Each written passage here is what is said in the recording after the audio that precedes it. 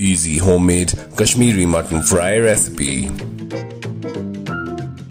Pan में डालो थोड़ा सा ऑयल, मस्टर्ड ऑयल, फिर डालो मटन।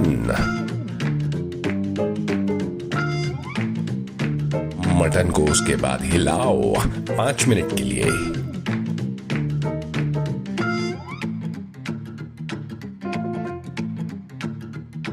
थोड़ा सा मटन गोल्डन ब्राउन होने के बाद add Kashmiri mutton fry masala bye मसालेजार।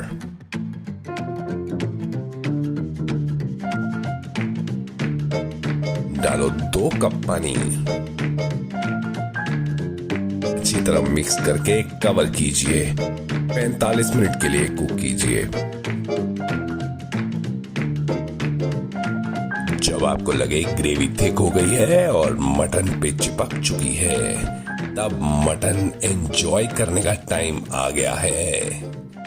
Shop now on masalejar.com।